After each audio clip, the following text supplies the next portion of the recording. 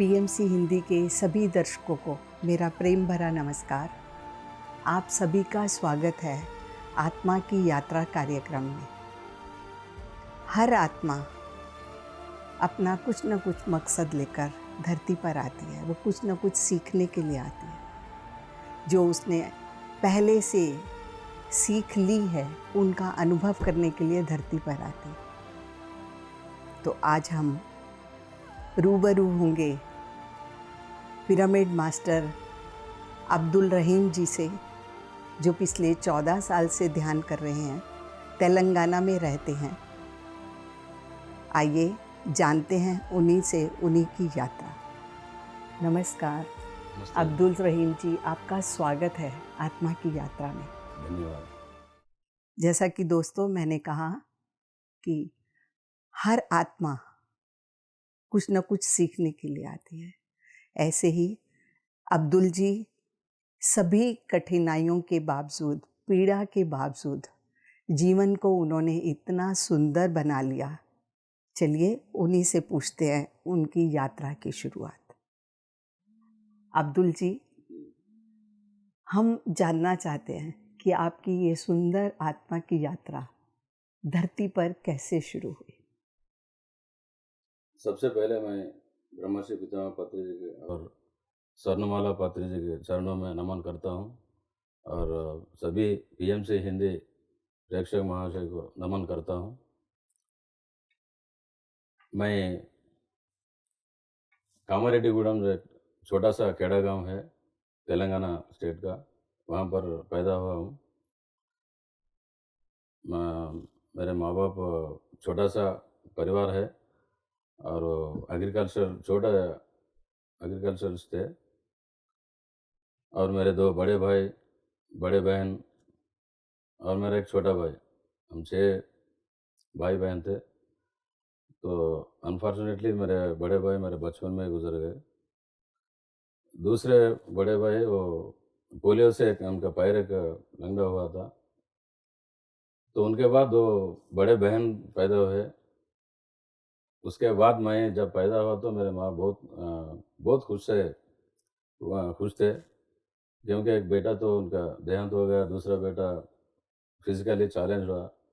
तो मुझे बहुत लाड प्यार से पालते थे और सब भी, मेरे पिताजी भी, माँ भी, मेरे 2 बड़े बहन भी, तो सबका प्यार लिया मैं। तो मुझसे खेलने कूदने पे भी थोड़ा बहुत सतर्क रहते थे कि इसका भी कोई हाथ पैर कुछ ना कुछ हो जाए, इसलिए तो मेरे पिताजी अपने कांधों में बिठाकर मुझे स्कूल लेके जाते थे, बारिशों में कहीं फिसल के ना गिरे। अच्छा अच्छा। तो उतना प्यार से पला हुआ हूँ। और मेरे पिताजी वो स्कूल तो कभी नहीं गए, खेड़े में थे, फिर भी वो नाइट में एक मास्टर थे, उनके पास रात में जाकर के पढ़ाई सीख लिए थे। आपके पिताजी? जी। तो वो खेड़े में जब स्कूल ही नहीं था उनके ज़माने में, हाँ जी। तो अनफॉर्चुनेटली हमारे दादा तो मेरे बचपन में उनको देखा ही नहीं। मेरे पिताजी के बचपन में गुजर गए थे, दादी मेरे बचपन में। तो वो बहुत अच्छी पढ़ाई करते थे, तेलुगु और उर्दू, स्पेशल अरबी भी सीखे थे उन्होंने। तो तीनों के धार्मिक किताबें बहुत पढ़ते थे, वो घर में रखते थे। अब उनका मैं तो लाडला था।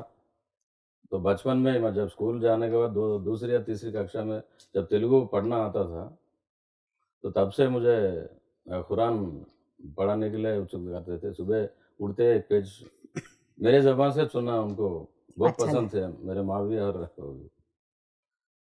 फिर 500 कक्षा तक हमारे गांव में पढ़ा हूँ। उसके बाद स्कूल नहीं था उसमें। और उसके बाद हमारे बड़े बहन की शादी हुई थी, वो पुलिस डिपार्टमेंट में थे हमारे बहनों ही।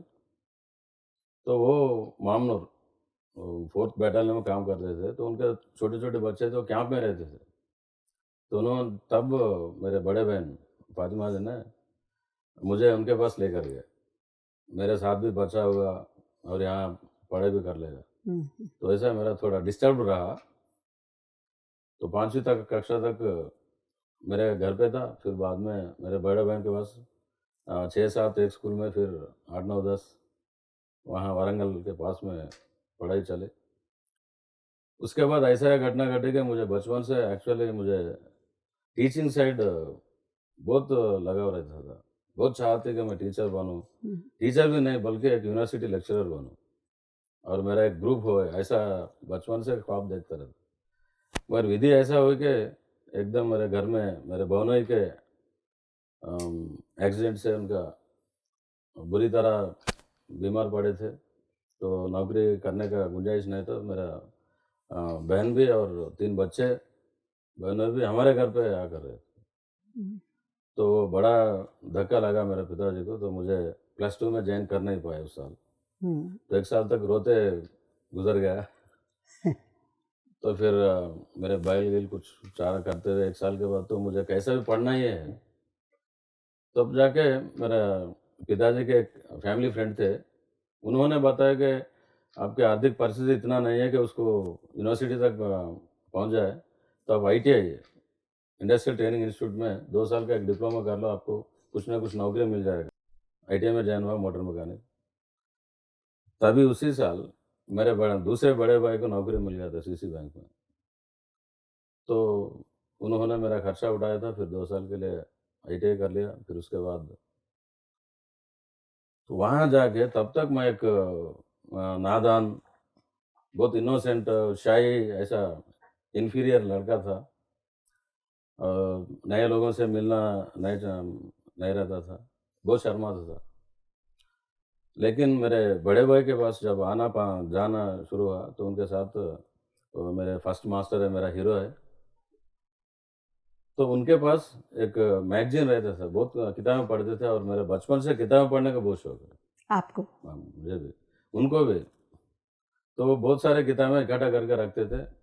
तो जब ITI में छुट्टी संडे मिलता था तो 30 किलोमीटर दूरी थे, तो उनके पास जाता था। तो वहाँ से बहुत सारे किताब मिलते थे। उसमें एक किताब है, वैरायटी करके, एक फोर्टनाइट मैगज़ीन है। तो उसमें इंटरनेशनल किताबें जो तेलुगु में तर्जुमा करके उसमें डालते थे कि Dale Carnegie, pride and prejudice. तो ऐसे बहुत साइंटिफिक किताब है। A to Z you want to know about sex. तो वो डॉक्टर डेविड रूबिन के है, जो एनाटॉमी सिखाती है, वो ऐसे किताब है। वहाँ से मिले। तो मेरा असली जीवन का शिक्षा मेरे बड़े भाई से शुरू हुआ था। एक प्रश्न है बीच में, जी। आप हिंदी इतनी अच्छी बोल रहे हैं, तो इसकी शुरुआत कब और कैसे हुई? मेरे ख्याल से ये मेरा पुनर्जन्म की ही होगा, क्योंकि मेरे स्कूल में तो 7वीं कक्षा में अक्षरमाला पढ़ाए थे। लेकिन मुझे कहीं से पता नहीं, बचपन से मेरे अंदर से हिंदी अच्छे बोलने की आदत है, हिंदी में बहुत ख्वाहिश रखता था।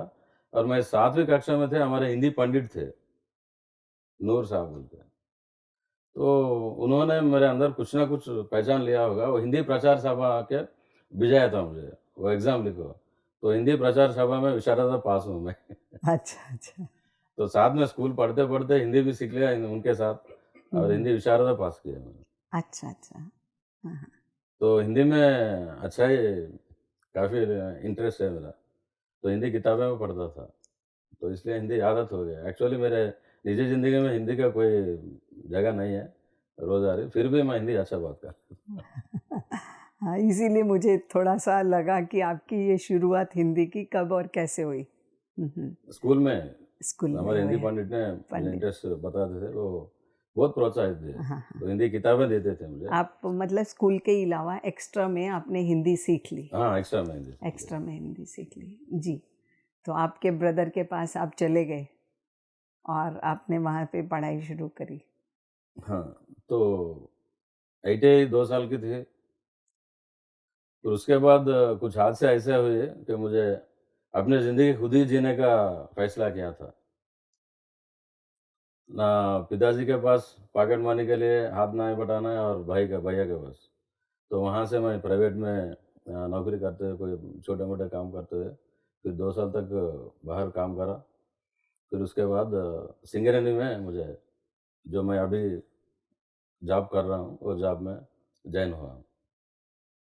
फिर उसके बाद 90 में 90 में मेरा शादी हो गया। फिर 91 में एक लड़की, फिर 93 में दूसरी बेटी। हम्म, ऐसा एक छोटे से गाँव में मेरा जॉब है कि कोयला खान में कोयला का खोज करना, एक्सप्लोरेशन डिपार्टमेंट। हम्म, कोल डिपार्ट्स काम पर है, एक ड्रिल होता है, ड्रिल मशीन, अच्छा। रिग। हम्म, तो रिग का ऑपरेटर जॉइन हुआ हूँ। फिर वो जंगलों में भटकते हुए, मतलब कोयला के खोज करते करते भटकना मेरा जॉब है। तो मुलुगु एक जंगली एरिया में मैं काम कर रहा था। तो तब जाके मेरे ज़िंदगी में एक दूसरा मोड़ लिया। वहाँ एक हादसे, एक एक्सीडेंट से मेरा बैक पेन शुरू हो गया। तब तक तो अच्छा हँसते-खेलते मज़े में जा रहा था। बस चलो छोटी-सी नौकरी तो है जीने का, और अच्छी बीवी है, अच्छे बच्चे हैं। लेकिन वो एक्सीडेंट्स के बाद मेरा क्रॉनिक बैक पेन चल रहा था। उठना-बैठना भी तकलीफ़ होता था और सो भी नहीं सकता था। तो हेवी पेन किलर्स लेता था और सोने के लिए नींद की गोलियाँ भी कभी-कभी लेता था। फिर भी ज़िंदगी जीना बहुत बदतर बन गया था, और मेरा जीने का एक ही मकसद बन गया था कि 2 बेटियाँ और बीवी है। अगर नहीं तो मरना ही बेहतर लगता था। इतना बुरी हाल थी, बहुत पेनफुल था पेनफुल आपका। था। फिर ऐसा भी अकेले में खुदा के सामने बैठ के रो भी लेता था। कैसे सज़ा मुझे क्यों मिला है? कौन से गुनाह किया मैंने? बचपन से तो मैं भक्ति भाव में पला हूँ। नमाज़ी करता था, सब कुछ करता था, प्रेयर भी करता था। फिर मुझे ऐसा क्यों हुआ? फिर उसके साथ-साथ अभी एलोपैथिक मेडिसिन जो हेवी डोज़ लेते हैं तो उसके साइड इफ़ेक्ट्स भी साइड होते हैं। इफेक्ट्स होते हैं। तो फिर buy one get two offer में मुझे अल्सर्स साइड भी होने इफेक्ट्स हैं, साइड मिलने इफ़ेक्ट्स में। चाहिए।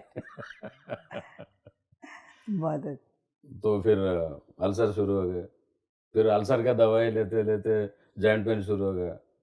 फिर इसी दौरान मानसिक संतुलता अस्त-व्यस्त हो गया और उससे डिप्रेशन में चले गया, इनसोम्निया जैसे आदि, और कुछ बीमारियाँ भी कुछ थे, वो मुझे भी समझ में नहीं आती क्या और नाम दूँ उनका।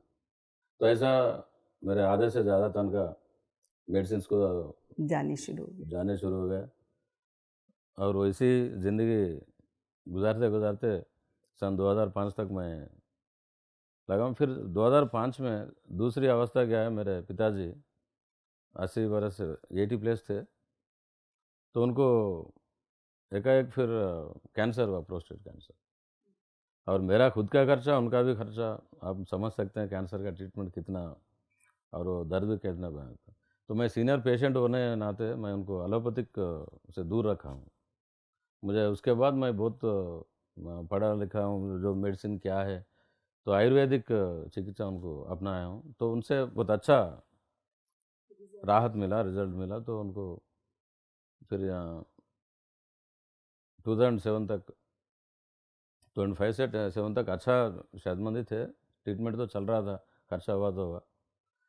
पर 2007 में उनको थोड़ा-सा बीमारी ज़्यादा हुआ, तो सीरियस होने से मैं एमजीएम महात्मा गांधी हॉस्पिटल में वारंगल में उनको एडमिट किया हूँ।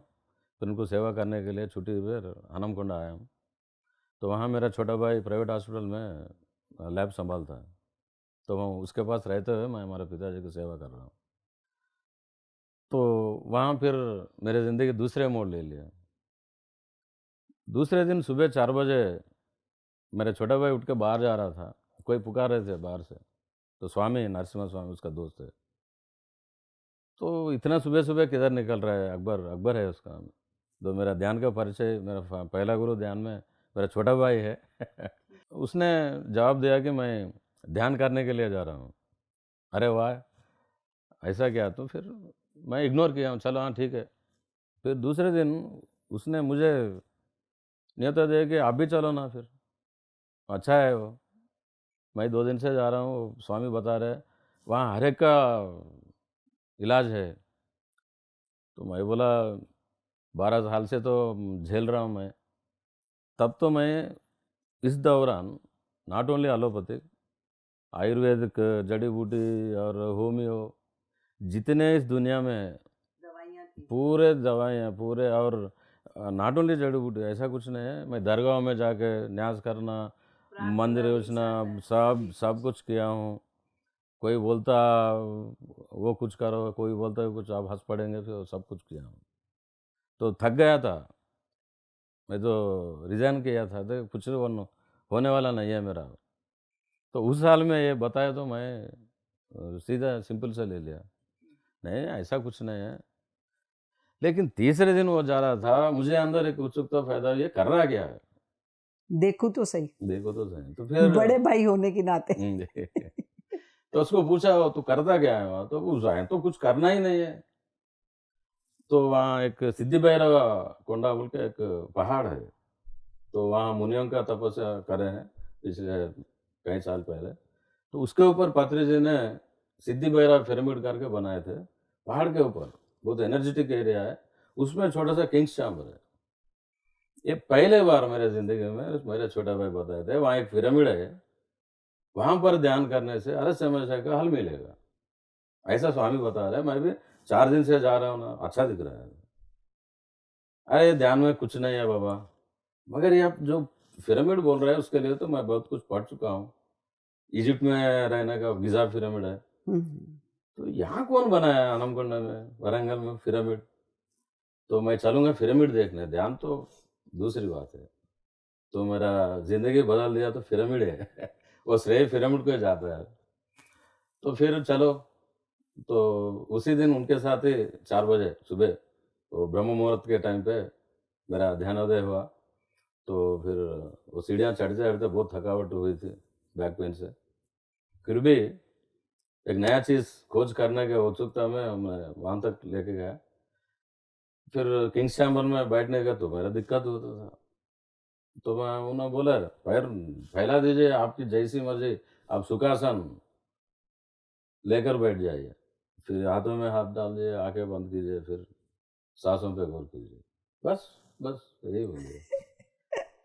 फिर एक अद्भुत घटना घटी कि मैं 5 मिनट के बाद जो पहाड़ के ऊपर थे, जो पंछियों के जो आहट आवाज़, है और वो हवा का हवा की झोंके भी आवाज़। आवाज़, एक अच्छा एक प्राकृतिक म्यूज़िक जैसा हो गया, मैं उसमें लीन हो गया।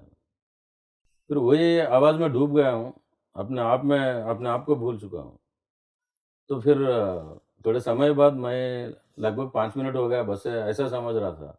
लेकिन मैं आँखें खोल के घड़ी देख लिया तो वो तो 45 मिनट्स हो गए। अरे!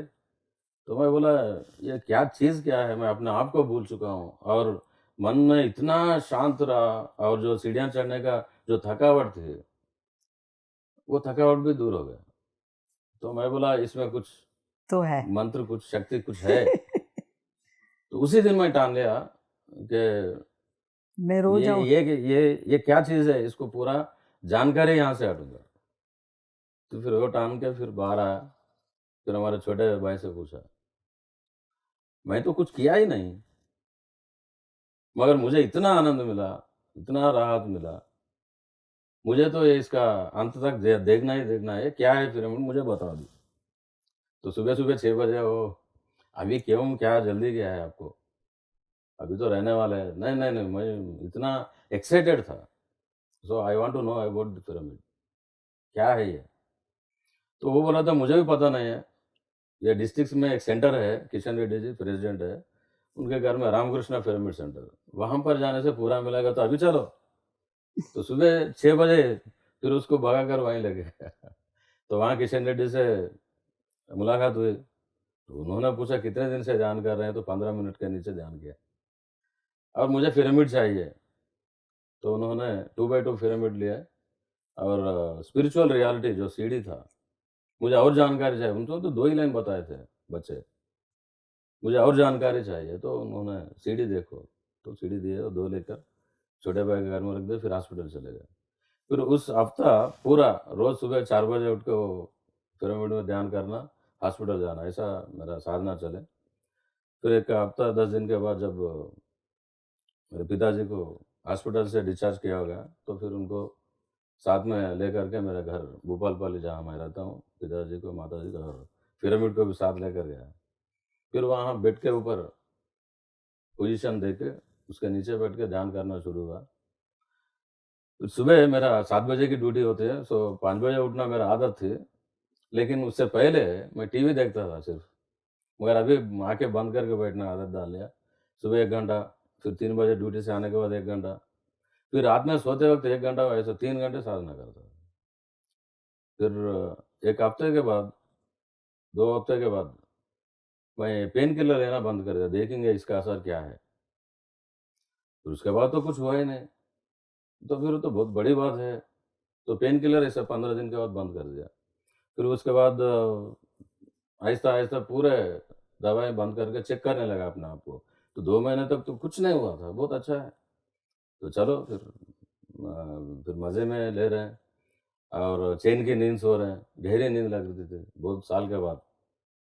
तो मेरी बीवी भी बहुत खुश थी। तो उसके बाद अचानक एक दिन मेरे बैक में फिर से पेन शुरू हो गया। तो बहुत ज़्यादा था। तो मेरे बीवी बोलती थी कि आप दवाएँ बंद कर दें, इसलिए कुछ इससे उल्टा-पुल्टा हो गया है। हाँ, हो दिक्कत हो चलो गई। हॉस्पिटल चलते हैं। तो फिर हॉस्पिटल जाके फिर एक्स-रे निकाले तो वहाँ पता चला कि मेरे कमर में जो डिस्क बल्ज हुए होते, वो तो ठीक हो गए। आपकी कमर में तो, आपकी डिस्क में तो कोई प्रॉब्लम नहीं है भाई। कोई नया कुछ शुरू किया क्या? वो डॉक्टर पूछ रहे थे क्योंकि मैं सीनियर पेशेंट था। हुँ, हुँ। तो मैं बोलता हूँ मैं ध्यान करने लगा हूँ, पिरामिड मेडिटेशन कर रहा हूँ 2.5 महीने से। तो डॉक्टर हैरान हुआ कि मेडिटेशन में थोड़ा कुछ बीमारियाँ होते हैं, मगर ये 12 साल की इतना क्रॉनिक बीमारियाँ कम होते हैं, पहली बार देख रहा हूँ। फिर भी ठीक है, पेन कैसा आ रहा है पता नहीं। फिर एक बार 2 दिन के लिए तो सही पेन किलर ले लो। लेकिन मेरा मन नहीं मान रहा था, ये कुछ अलग है। तो मैं किशन रेड्डी जी को फ़ोन किया। जो भूपालपल्ली में रहता हूँ, वो पहला मेडिटेटर हूँ मैं। अच्छा, अच्छा। कोई दूसरा नहीं है, क्योंकि मैं खोज गया, कोई ऐसा कुछ कर रहा है नहीं। हाँ, आपने अपनी खोज खुद की और आप आगे जी, बढ़ रहे हैं। जी। तो किशन रेड्डी से पूछा, सब मुझे ऐसा नहीं, तो बहुत बढ़िया अनुभव है वो। जो बीमारियाँ जाते हैं, हमेशा के लिए जाने जब, थोड़ा परेशान करते हैं। जैसा जीभ बुझे जब एकदम जलता है, वैसा ही तो ये पेन है। तो परमानेंटली आपको जाने वाला है, इसलिए वो इंडिकेशन है। अब बहुत खुशी रहे, पेन किलर लेने की ज़रूरत नहीं है, एक दिन आराम से सो जाओ फिर निकल जाएगा। तो उनके बाद सच निकला। हुँ, हुँ। उस दिन मैं छुट्टी लगाया और घर गया, बेड पे लेटे रहा और कमर के पास जो पिरामिड आने का ऐसा एक एंगल ऐसे बना लिया बना के ताकि फिर सोते आनापानसति करने लगा, लेटते हुए। फिर 12 साल की मेरा दोस्त थी, बैक पेन क्रॉनिक, वो रात में हमेशा के आपको लिए गायब हो गया, हमेशा के लिए छोड़ छोड़ के दिया। चले चला गए। गया। फिर उसी के साथ-साथ और दुगना हुआ मेरा साधना, और अच्छा साधना हो गया। अरे! 12 साल से इतने दवाएँ, इतना जो नर्क बोलते हैं, वो हुँ, दिखा है हुँ। मज़ा, अभी निकल गया। फिर और ज़्यादा प्रेम से साधना किया हूँ, तो फिर 2 महीने में अल्सर सा ऐसा सब कुछ जो बीमारियाँ थी, 6 महीने के अंदर-अंदर पूरा से राहत मिल गया मुझे। सारी तो ये बीमारियों से सारी आपने बीमारियों से पूरी राहत ले ली ले ली। और सिर्फ़ एक ही चीज़ से आनापानसति, आनापानासति ध्यान और पिरामिड ऊर्जा के बस साथ। पिरामिड ऊर्जा के साथ आनापानसति। हाँ, पिरामिड ऊर्जा के सर साथ मेरा आनापान। बीवी बहुत खुश थी, क्योंकि जब शौहर 12 साल की नरक से मुक्ति मिलती है, तो वो भी चैन की नींद सोने लगी। उसको भी ब्रोंकाइटिस थी, अस्थमा थी। मेरे ख्याल से मुझे सेवा करते-करते वो बीमार हो गए, ये तो पक्का था। और मेरे छोटे बेटे का एक दूसरी प्रॉब्लम थी, टॉन्सिलाइटिस, क्रॉनिक टॉन्सिलाइटिस थी। तो 2-3 साल से थी। तो 10th में थी, पढ़ती भी नहीं थी। तब मुझे ये अनुभव हुआ कि इतने क्रॉनिक बीमारी आते हैं, तो वो कितनी छोटी बात है। तो मेरे छोटे बेटे को ध्यान सिखाया। कितनी छोटी उम्र में वो आपने 10th उसको दिखाया सिखाया? 14 साल। 14 साल की उम्र में। तो फिर उसने पहले मना किया, जैसे बच्चे, छोटे बच्चे मना करते हैं, नहीं करते थे। फिर मैं उनको इतना सीरियसली कह दिया कि आपके बीमारियों से पढ़ना तो आपके बात के नहीं है, और ठीक से पढ़ नहीं पाते, तो क्लेवर है, लेकिन उसका तबीयत बहुत खराब रहती थी। हुँ। तो ठंड में तो उसको मोटे-मोटे रग में पैक करना पड़ता था। तो आप 10th तो फेल हो जाएँगे ऐसा, तो एक काम करो, स्कूल बंद कर दो, ध्यान करो। ऐसा मैं बोल दिया, स्कूल बंद कर दो, पहले ध्यान, सेहत बना लो, फिट हो जाओ। 1 साल की तो बात है, बाद में 10th फिर कंटिन्यू करना। तो मेरा सीरियसनेस देख के वो भी बहुत सीरियस हो गए, फिर ध्यान करना शुरू कर दिया। और विशेष बात ये है, एक ही महीने में वो कॉनिक टॉन्सिल्स कम कर ली वो खुद। सो 2.5 साल से उसको कितनी देर ध्यान करता था वो बच्चा? मेरे साथ आधा घंटा करते थे। आधा घंटा, 1 हम्म, घंटा वो ध्यान कर कर लेता था, लेते थे। तो एक ही महीने में कम हो रिकवरी गया। करके। फिर एक दिन तो उसने मुझे जगाया था 4 बजे, डैड इट्स गॉन बोल के। आज तो मुझे कुछ पेन ही हो रहा नहीं है, तो इसीलिए तो मैं आपसे यही कर रहा था। तो फिर वो भी अच्छा मेडिटेटर बन गए। और जो बीमारी उसको सताया था, उससे लड़ने के लिए तब उसने डिसीजन लिया कि मैं डॉक्टर बनूंगी। तो उसने फिर पढ़ाई में भी इतना 93% स्कोर किया। हालांकि बिफोर मेडिटेशन 60% रहते थे, 60-62%, मगर उससे लेके वो 10th में 93% ले ली। फिर इंटरमीडिएट में भी, +2 में भी 90%, मोर देन 90 प्लस में आए। फिर वो अभी होमियो में पीजी डॉक्टर बन गए। अभी बन गई है? बन गए अभी। वाह! तो ध्यान करते बहुत करते अच्छा। वो भी बन गए। हाँ, अभी भी ध्यान करती है? हाँ, पूरा परिवार करता है। हाँ। आपकी पत्नी ने कब शुरू किया ध्यान? अच्छा, तब मैं मेरे पीड़ाओं से जब मुक्ति पाया हूँ, फिर स्पेशली मेरे छोटे बेटी का जो टॉन्सिलाइटिस कम हो गया, तो उसको बताने की ज़रूरत भी नहीं थी। शुरुआत में मैं सिर्फ सलाह देता था कि तुम भी बैठ जाओ, आ जाओ। तो वो बोलते थे कि आप ठीक हो गए तो मैं ठीक हूँ, पहले आप ठीक हो जाओ, ऐसा बोलते थे। मैं भी फोर्स नहीं करता था। मगर हम जब दोनों इसके मज़े लूट ले, तो उसके अंदर से उत्सुकता पैदा हुई, अपने आप ध्यान करने शुरू करे। बच्चे स्कूल जाते थे, मैं ड्यूटी जाता था, आराम से बैठ जाते थे। तो उसके भी छोटे-मोटे 2 क्रॉनिक नहीं, मगर ब्रोंकाइटिस थे, साइनस प्रॉब्लम था। वो कब गए उसको भी पता नहीं चला। बहुत अच्छा। तो फिर वो भी ध्यानी बन गए। फिर और एक मेरे ज़िंदगी में एक टर्निंग पॉइंट मोड़ ऐसा आया कि मेरे सोशल लाइफ़ भी बहुत थी। मेरे दोस्त भी बहुत थे, सोशल लाइफ़ थी, मैं यूनियन में काम करता था, सेवा भी करता था। लेकिन जब मैं मेडिटेशन में जो मज़ा मिला, तो मुझे पक्का विश्वास हुआ कि मैं साधना में ये तकलीफ़ों से दूर हो सकता हूँ। तो इसलिए पूरा सोशल लाइफ़ बंद करके सीधा साधना में लग गया था। 3 घंटे साधना करते हुए सोशल लाइफ़ तो नहीं जमता। तो मेरे दोस्त लोग एक दिन संडे मुझे मिलने आए। तो रहीम, आप सोशल लाइफ़ क्यों बंद कर दिए? आप शाम में आ रहे नहीं हैं बाहर, पार्टियाँ चलते थे। आप समझ सकते हैं। तो वो भी मज़ा लेना है, आप नहीं आ रहे हैं, तो आज कुछ पार्टी करते हैं चलो बोल के हम आए। तो पहले वो पार्टी बाजू रखो, जो पार्टी कर रहा हूँ वो देखो, वो पार्टी देखो। वो देखो, उसमें बहुत मज़ा है। तो उनको स्पिरिचुअल रियलिटी, अभी मैं ही पहला मास्टर हूँ, मुझे कोई किताब नहीं, कोई मास्टर का क्लास नहीं, तब तक कुछ नहीं था। तो सिर्फ स्पिरिचुअल रियलिटी देखते थे, ध्यान करते थे। तो उनको भी वो वीडियो दिख प्लेयर में डाल के, जब दिखा स्मार्टफ़ोन्स दिया नहीं थे, आपने उनको? दिखाते हैं उनको, बता रहा था ध्यान विधि अच्छा, कैसे ध्यान करें, भी बता दिया। समझा रहा था। हम्म। समझाते-समझाते एक लाइन मेरा ज़िंदगी टर्न कर दी।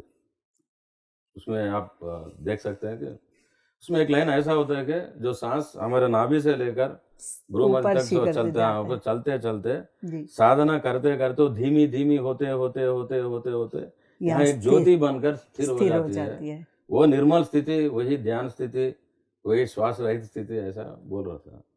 तब जाके मेरे स्पाइन से एकदम एक शॉक सा एक विस्फोट हुआ।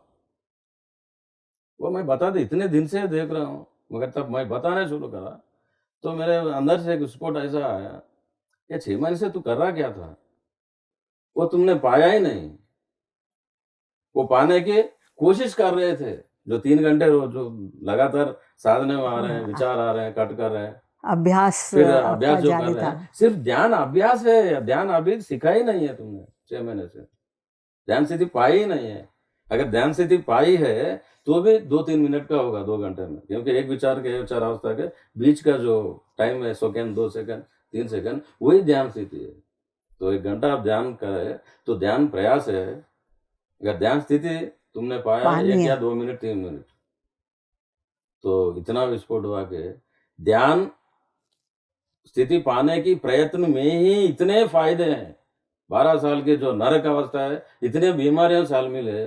अगर वो ध्यान स्थिति हम वो पाए स्थिति पा तो ली। उसका मजा तो देखना है। अब तक तो मेरा जिंदगी का कोई मकसद नहीं था, कोई मतलब नहीं था, मगर अभी ये मेरा मकसद है, अभी मुझे मिल गया। आपने अब ये वाली जब मिठाई सांसें रुके चखनी, तक, आखिरी सांस के पहले भी ये स्थिति में मुझे पाना ही पाना पानी है। पाने। ये वाह! मैं मन में ठान लिया, फिर उनको प्रणाम करा, चाय वाय पिलाया, निकल लो, अभी मेरा पार्टी अलग है। तो फिर मैं फौरी बस चढ़ा। अभी वहाँ तो कुछ नहीं था, 70 किलोमीटर आने से जो डिस्ट्रिक्ट सेंटर है रामकृष्ण पिरामिड सेंटर, किशन रेड्डी के पास भागा मैं बस में। फिर उनके सामने बैठ गया, सर मुझे वो जो ध्यान स्थिति बता रहे हैं वो स्थिति मुझे पाना है। तो उन्होंने हंसते हंसते बोला, मैं 10 साल हो गए, मैंने मुझे वो मैंने ही अनुभव नहीं नहीं कर पाया। पाया हूँ, हाँ, हाँ। तो तुमसे कहाँ लेकर जाऊँ मैं। फिर भी उन्होंने बहुत खुश हुए। फिर उन्होंने बताया, आपका मकसद था अच्छा सेहत पाना, तो मिल गया। तो ये शून्य स्थिति क्या चीज़ है, क्यों है आपको? नहीं सर, मुझे होना ही है, बस आप मदद करेंगे या नहीं, बस यही जिद पे था। तो मुझे बहुत खुशी हुई, आप मुसलमान रह के ध्यान करके इतने 12 साल के बीमारियों से जो राहत पाए हैं। ठीक है, तो आपको एक नुस्खा बता देता हूँ, क्या है? तो आप मुस्लिम हैं इसलिए मैं आपको नहीं बताया। जब फ़ोन पे बात चलती थी, अभी तक उसका ज़िक्र नहीं किया, लेकिन आप खुद पूछ रहे हैं, तो इसीलिए ध्यान स्थिति गहराई में जाने के लिए आपको जो खाने की जो सिस्टम है वो बदलना पड़ेगा। You have to become vegetarian if you want to go into deeper state of your being. ये बोला तो तब मेरे जाके फिर एक छोटा-सा धक्का लगा। ये क्या वेजिटेरियन के, ये ध्यान के क्या संबंध है? ताल्लुक क्या है? तो उन्होंने, अरे भाई मैं बताना तो बताऊँगा, लेकिन ये किताब पढ़ लो बोल के, तटवर्ती वीरराघव जी, वो आंध्र के जाने-माने मास्टर है, सीनियर जी। मास्टर है, हाँ जी। तटवर्ती वीरराघव जी, हाँ जी। जो उनके द्वारा लिखी गई 2 छोटे किताबें मुझे दी है, अहिंसा और शाकाहार। शाकाहार। शाकाहारी मानवाहार है तेलुगु में। अच्छा। वो छोटे किताब थे, वो वो किताब मुझे दी है, ये पढ़ो आपको समझ में आ जाएगा। फिर वहाँ वो घर लेकर आया, नया चक्कर चल गया नया आपका। चक्कर चल गया। घर आया, 2 दिन तक तो छिया नहीं पहले, फिर बाद में मुझे तो गहरे में जाना ही जाना है, तो ठीक है पढ़ देते हैं। तो फिर वहाँ से तो बहुत वहाँ मेरा इस्लामिक सोच विचार पे एक छोटा-सा धक्का लग गया। तो उसमें था जो मांसाहार पापाहार है, और असल वो मानव का आहार होता ही नहीं। और बड़े-बड़े जो लोग हैं, उनके सेलिब्रिटीज़ है और स्पिरिचुअल मास्टर्स है, उनके वाक्य जो उसमें पूरे वाक्य लिखे हैं, सब पढ़ा हूँ, तो बड़े परेशान हो गया। जो कबीर जी मेरे बचपन से उनके वो दोहे पढ़ता हूँ मैं, जो हिंदी मुझे बताया था हिंदी प्रचार सभा में। हाँ जी, हाँ जी। वो वहाँ मुझे कबीर से दोहों से बहुत परिचय मिला है और प्रेरित भी हूँ था। तो वो भी बोलते थे, अरे! ऐसा क्यों है? इस्लाम में तो उसका परमिशन है, लेकिन ये तो शाकाहार पे लिंक बना के रख दिया है, तो चलो एक बार फिर खोज करते हैं। तो तब जाके मैं कुरान फिर से जो तर्जुमा है वो दोबारा से आपने कुरान पढ़ी। पढ़ने शुरू किया। जी। तो उसमें क्या चीज़ है इसमें? तो उसमें ऐसा कहीं लिखा नहीं है कि आप मांस खाना ही मुसलमान है, ऐसा कुछ नहीं है। मगर 1-2 जगह मांसाहार का प्रस्तावना है।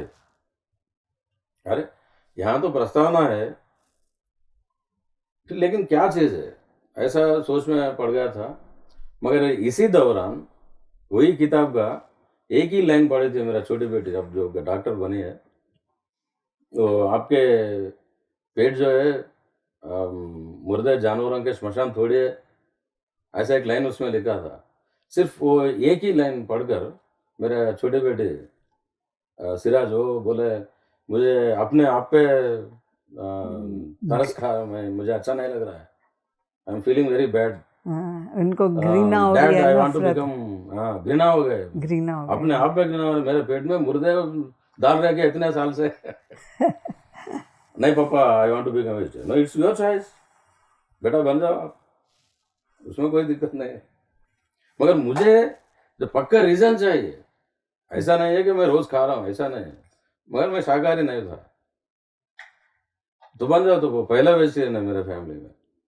फिर उसके बाद मेरा बड़े बेटे विदाउट एनी रीजन, सच है ना डैड, जब छोटे प्रेसिडेंट बनना चाहते तो मैं भी बन जाऊंगी, तो फिर ठीक है, तुम भी बन दो। फिर दोनों बेटों के साथ में मेरे बीवी भी अच्छा, पहले वो लोग बने हाँ वेजिटेरियन। हाँ। और कोई दोस्त आते थे मजबूरन, मैं उनके साथ बैठता था।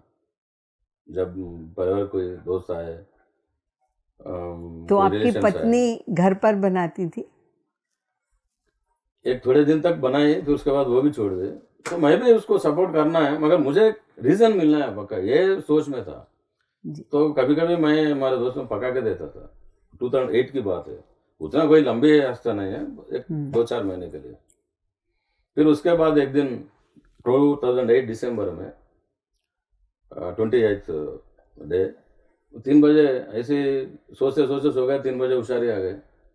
तो फिर ध्यान में बैठा, अरे यार कितनी देर की ये समस्या झेलते रहा हूँ, आज तो कुछ ना कुछ होना है, मुझे समाधान चाहिए।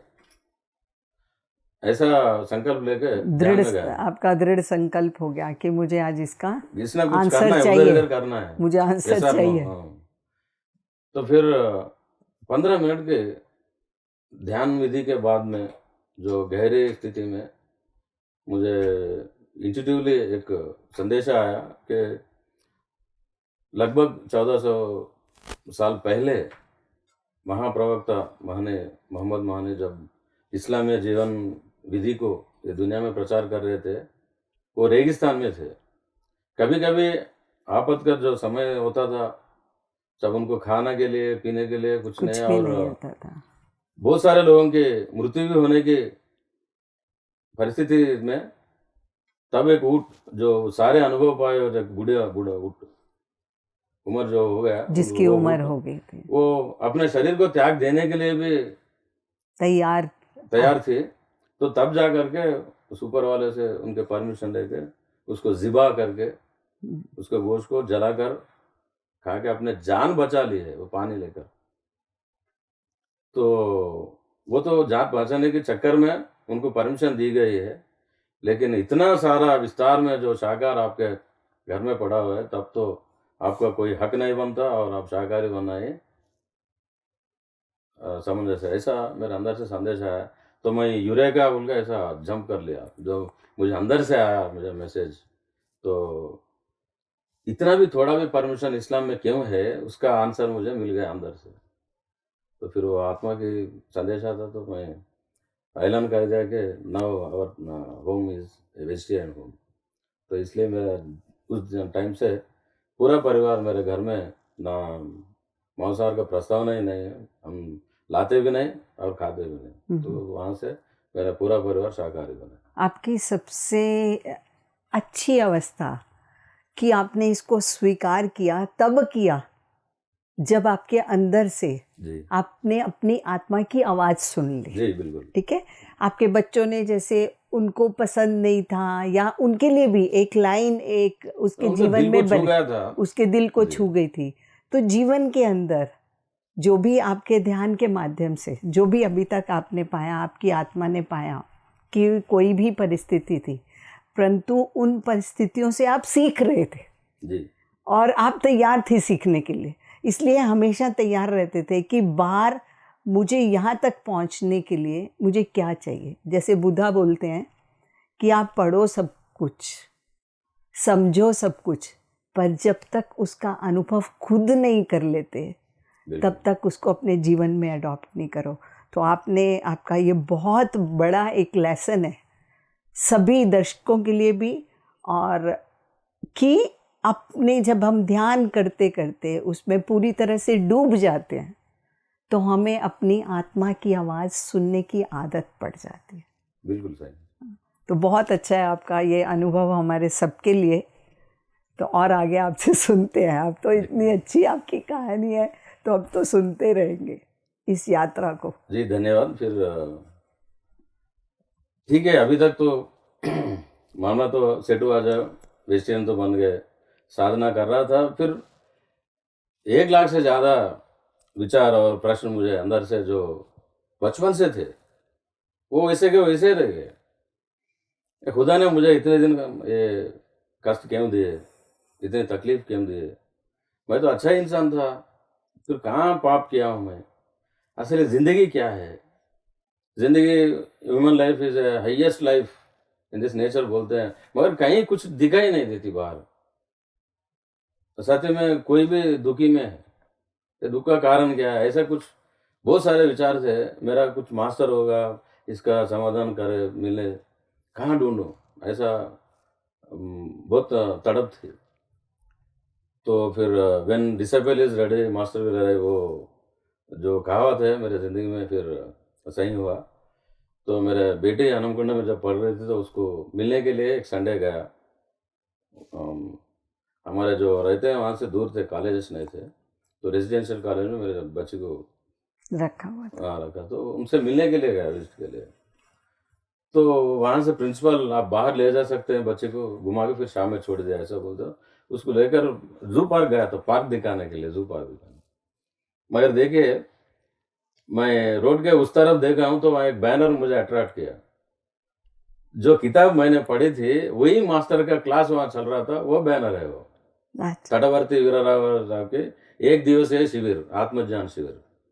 अरे बाप रे! जो ढूँढ रहा हूँ वो मेरे आगे आ गया। फिर वो टिकट फेंक दिया, फिर उनके पास क्लास में घुस पड़ा। फिर तो आपकी बेटी भी साथ चली? साथ थी, मेरे बीवी भी साथ थी। तीनों जाकर के वहाँ बैठ गए। फिर तटवर्ती जी का क्लास सुने, 2 घंटे या 3 घंटे।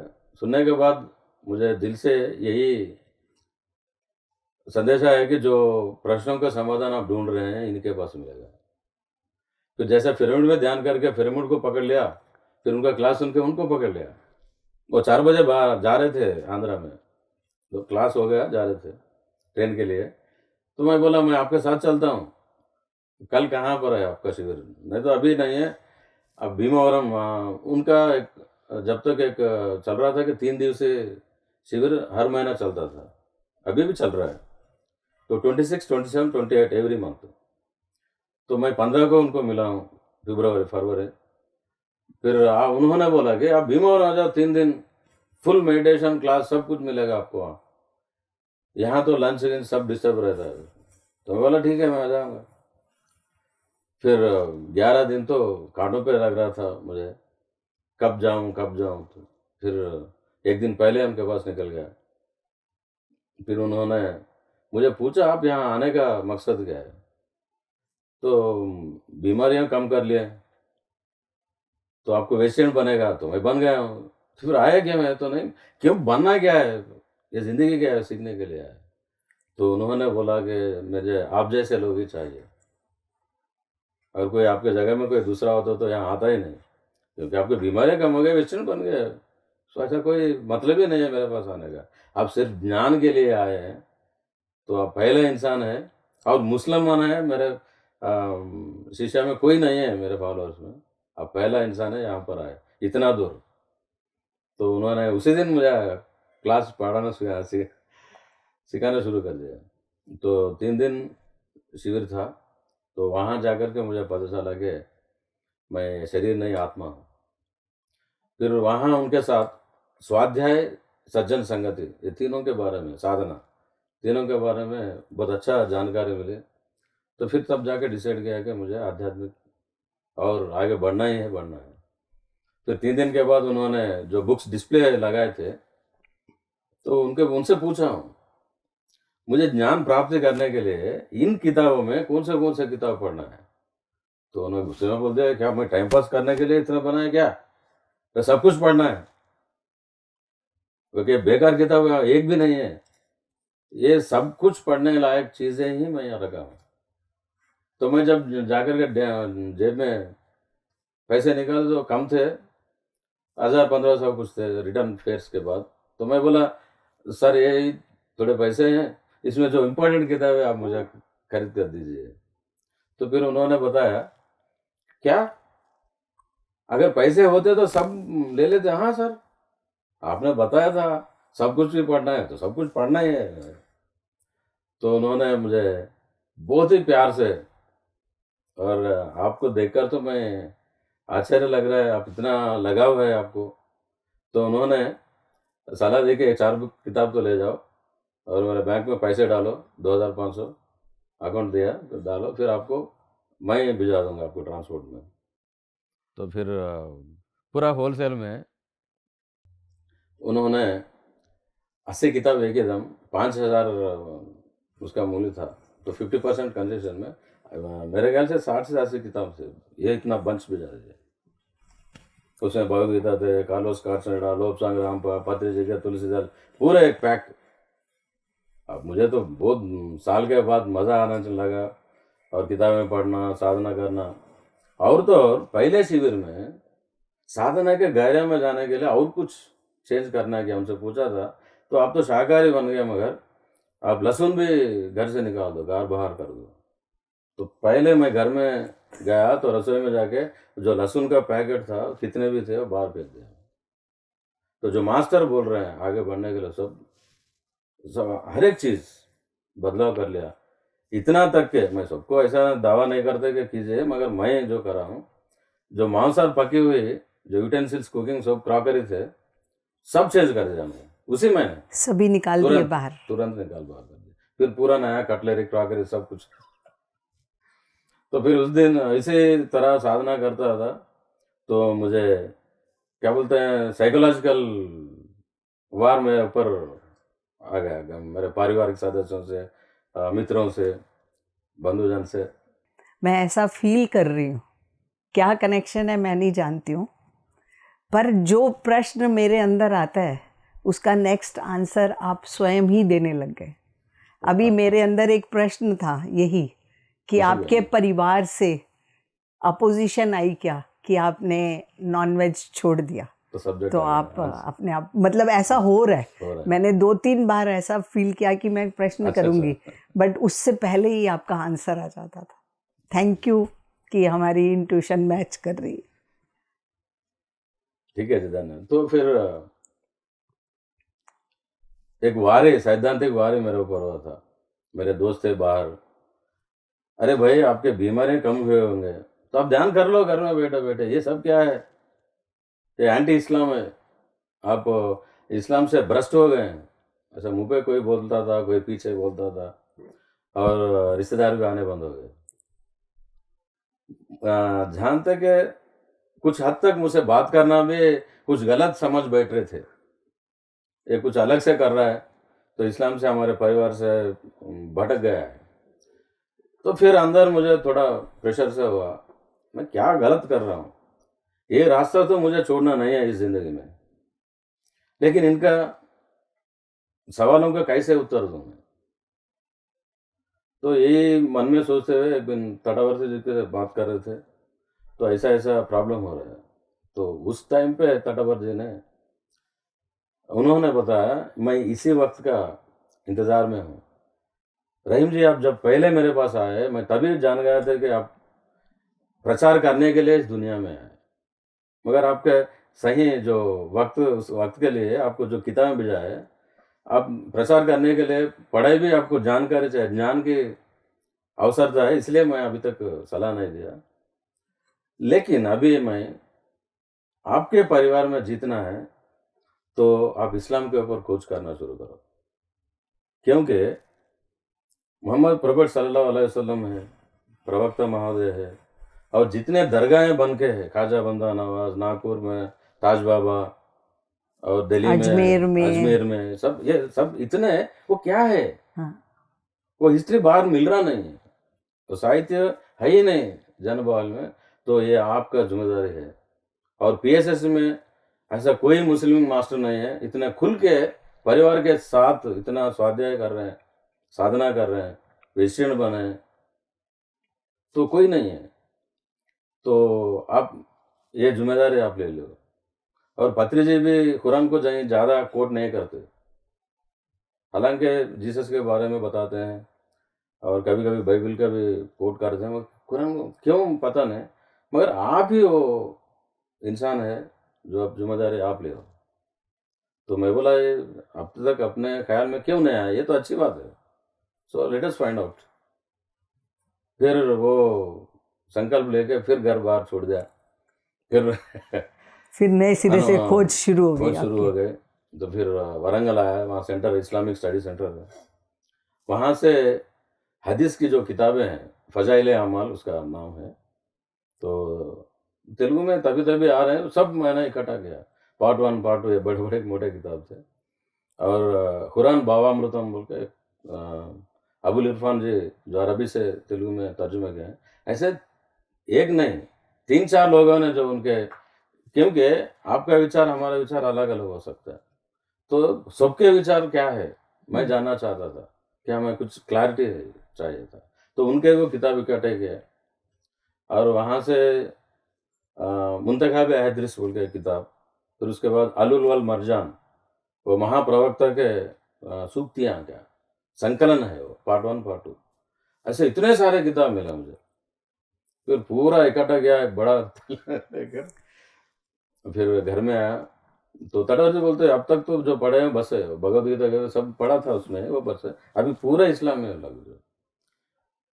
फिर प्रवक्ता महोदय रसूल सल्लल्लाहु अलैहि वसल्लम की जो सीरत, जो लाइफ हिस्ट्री है, वो किताब से शुरू किया, क्योंकि जो प्रवक्ता जो रास्ता बताए हैं, उन्हीं की ज़िंदगी से शुरू करते हैं खोज।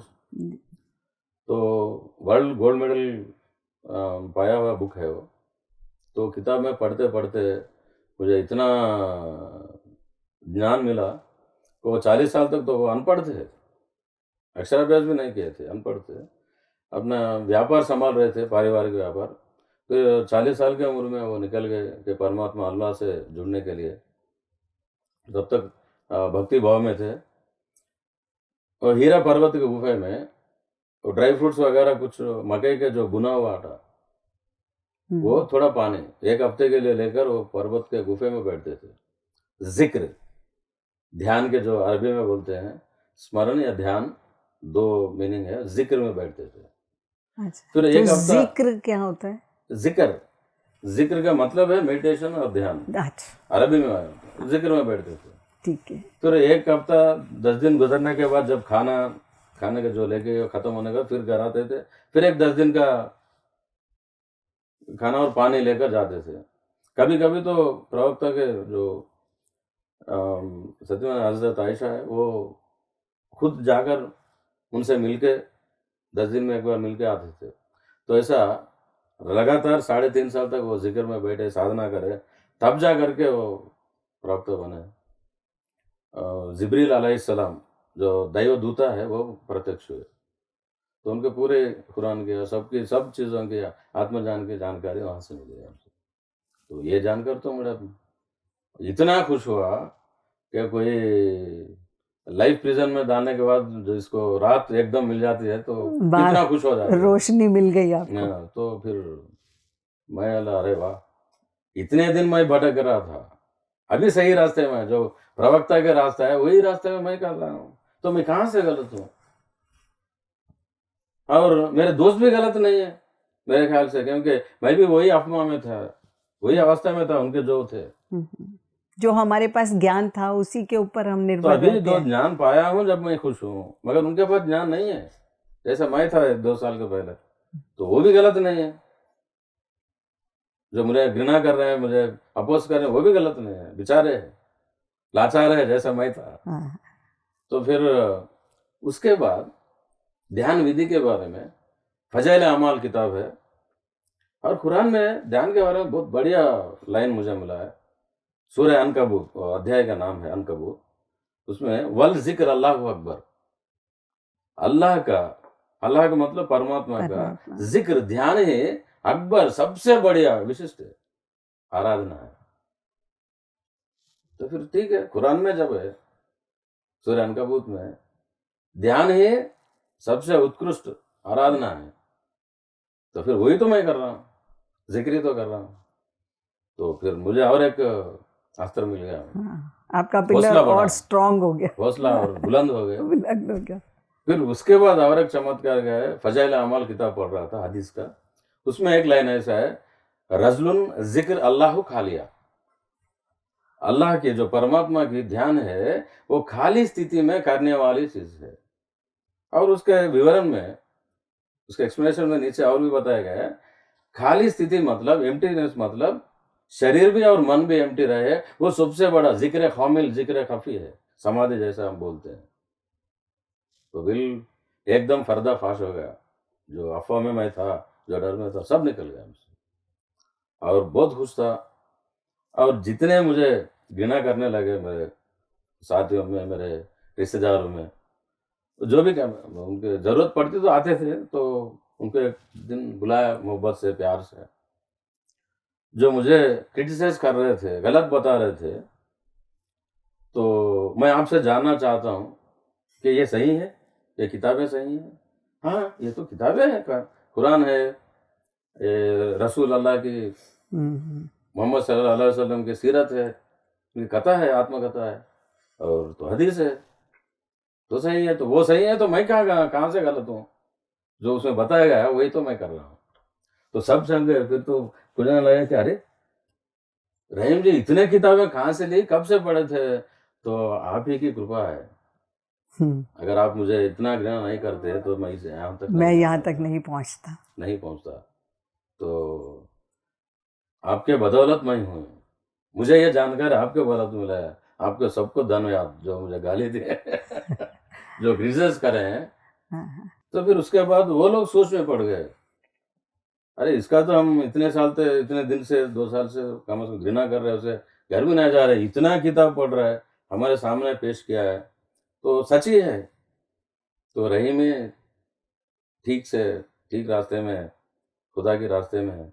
तो फिर जो खो गया मर्यादा और प्रेम सब कुछ मुझे मिला है और ऊपर से मुझे मेरे रिश्तेदारों में इतना स्वीकार किया कि अभी मेरा छोटा भाई का फैमिली, उसकी बेटियाँ और मेरा बड़ा साला है और एक बच्ची है, मेरे साडू की बेटी है। ऐसा more than 12 people are vegetarians and they become meditators right वाह, नाउ। बहुत अच्छा। तो घर में तो अभी जीत हो गए, घर की तो समाधान मिल गया और उसके बाद बहुत सारे मुस्लिम दोस्त मेरे पास आके मुझसे चोरी-चोरी जानकारी लेते थे। मैं आपसे उतना खुला हम में नहीं है उतने दम। हाँ, बाहर खुलेआम बाहर आके आप जैसा वेजिटेरियन बने, मगर आप ज़िक्र बता दीजिए हम सीख लेंगे। तो बहुत सारे लोग कर रहे हैं और कुछ लोग बाहर भी आए हैं। तो नतीजा ये निकला कि अभी मुझे सबने स्वीकार किया, फिर मैं मस्जिदों में जा रहा हूँ, फिर सबसे मिल-जुल कर रह रहा हूँ। और तो और मेरा बड़ी बेटी का शादी शाकाहार भोजन से किया हूँ, वाह, प्योर शाकाहार भोजन से। मैं उनसे बोला था, मैं आपसे विनती करता हूँ अगर शादी में मांसाहार की ज़रूरत है, ऐसा कोई किताब, कोई रसूल, कोई खुदा, कोई भी आप मतलब दिखा दो, मैं चेंज होने के लिए तैयार हूँ। तो उनको कहीं है ही नहीं। तो उन्होंने स्वीकार किया।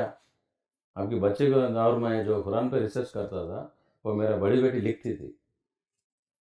मैं उसको पॉइंट्स बता के ड्यूटी जाता था तो इंजीनियर होने के बाद जब शादी से पहले पूरे वक़्त वो भी कुरान पढ़ ले, सब कुछ रिसर्च में मेरा हाथ बटाया।